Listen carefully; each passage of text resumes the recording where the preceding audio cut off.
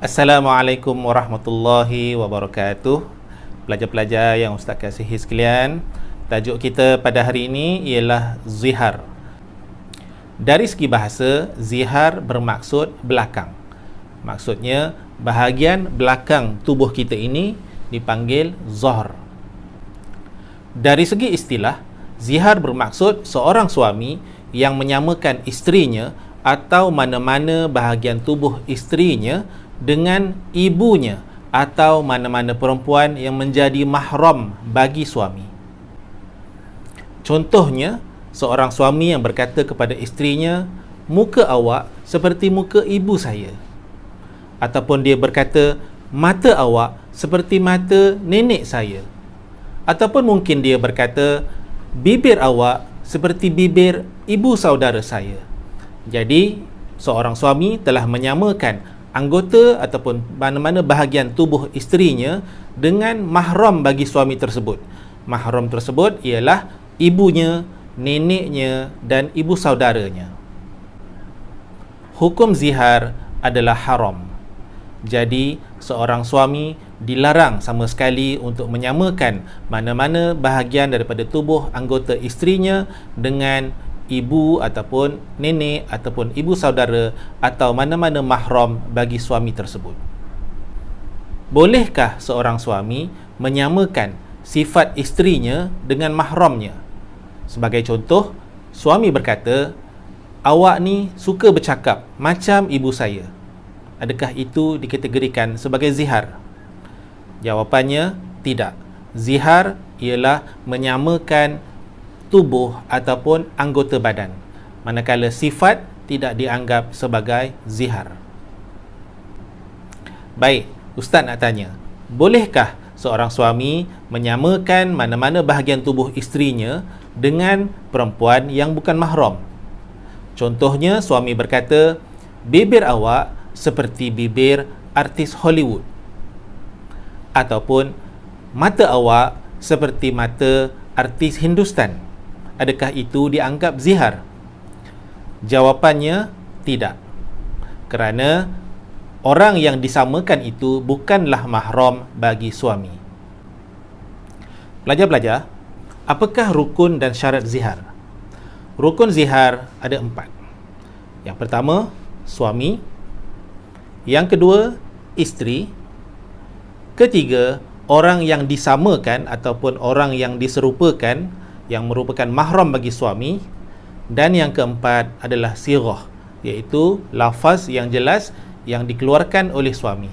Sekiranya lafaz itu tidak jelas, maka memerlukan niat dalam hati suami, barulah perkara itu menjadi zihar. Jika suami tiada niat, maka itu tidak dianggap sebagai zihar.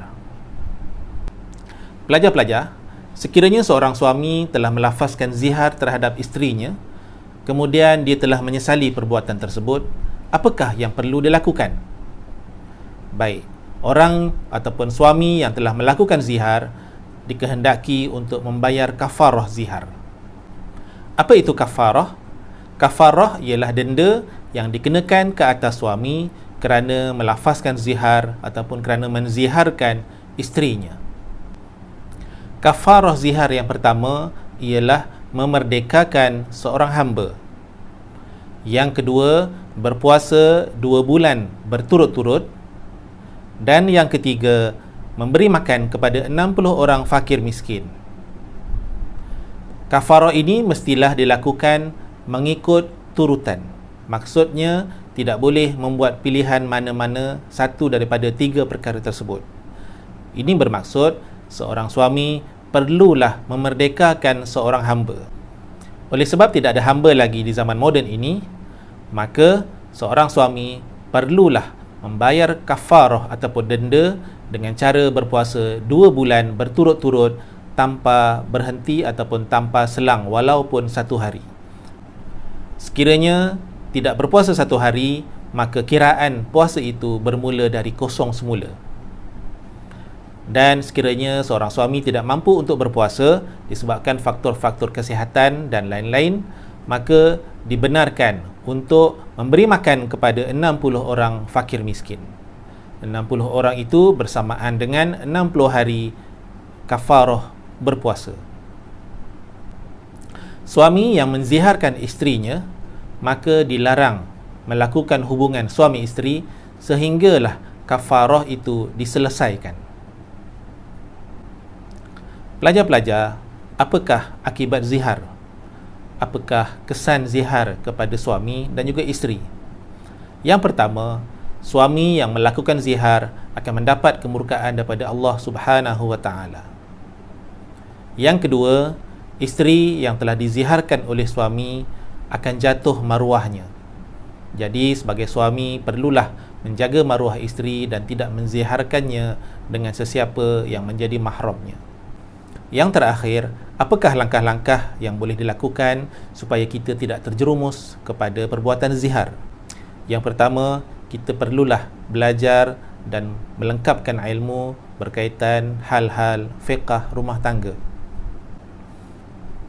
Yang kedua, seorang suami perlulah sentiasa bersabar dan menahan kemarahan dan mengelakkan daripada menyamakan mana-mana anggota isterinya dengan mana-mana perempuan yang lain.